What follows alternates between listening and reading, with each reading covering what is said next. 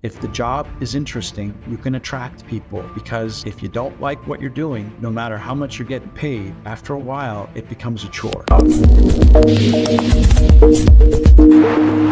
Hello everyone, Rasul here with Data Talent Advisors with another weekly video about 4 things that you can do to make your jobs more attractive. Let's say your data engineering jobs, data science jobs that you're maybe having some trouble attracting some great candidates for. Sometimes you may be able to attract candidates for them. It's just not the right type of candidates. So the 4 things that you should be considering when you're putting out these jobs, the obvious is a lot of companies that are attracting people are making their jobs remote and giving people freedom as far as geography. Usually companies tend to want people to be within a couple time zones of where the hiring manager is or the main team or the headquarters of the company, but offering geographic flexibility is kind of the obvious, really is desired by a lot of data scientists, data engineers, and any AI talent that you're looking to hire, especially top tier talent. That's what they're wanting. That I know sometimes is not flexible in certain company scenarios, but that's a big one. The other thing that's really important, all job descriptions have a listing of all the different technologies that you're looking for, providing a little bit more as far as some of the things that you're doing with the tech stack. I mean, I know some of the stuff may be proprietary. You may not be able to list it in the actual job description, but if you have your internal recruiting team be able to speak a little bit more about the overall vision and the roadmap with the kind of things that they're looking to do, these are the type of things that get developers and data scientists excited. At the end of the day, you have to remember that these folks that you're looking to hire, they're really motivated by being able to solve problems. Okay, so the more insight that they have on what kind of cool stuff that they'll be working on, the more attractive your job is going to be for them. Okay, and overall, also the other thing that I would list kind of dovetails into number 3 would be the mission of the company. What is the company looking to do? What kind of change are they looking to make in the world? Believe it or not, there were a number of candidates that I've spoken with, I would say over the last year, that have worked at some of the larger social media companies, and they were getting paid pretty well. Some of them just decided to leave after a number of years being there just because they just didn't think where they were working was really helping the world. I don't want to take sides on that one, but the data scientists and data engineers do want to be part of an effort to make change for good. You've probably heard of a company, I believe it's a nonprofit called DataKind, where they have a lot of folks that are working there to just help. It's like a volunteer organization where they're helping to better the world, bringing together a lot of data scientists, data engineers, and other technical folks. So there is that element that some of these candidates are looking for that you should be aware of.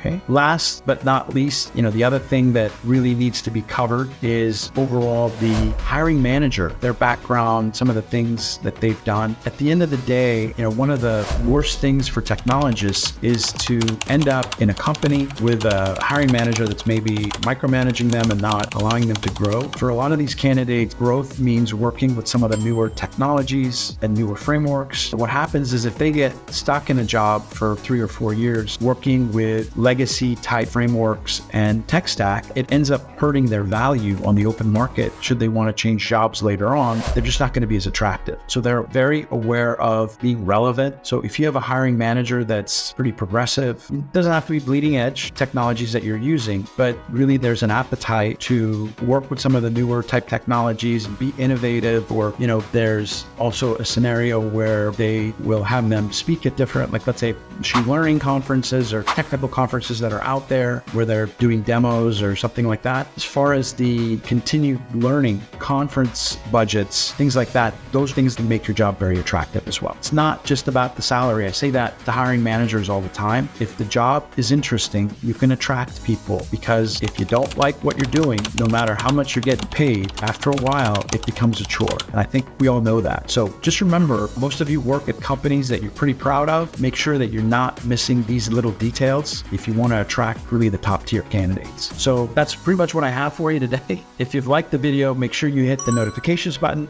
Our videos come out every single week. Make sure you like our video, share it with your colleagues. If you have any questions, you can come to us at www.datatalentadvisors.com. And as always, thank you very much for your time, and I'm over and out of here.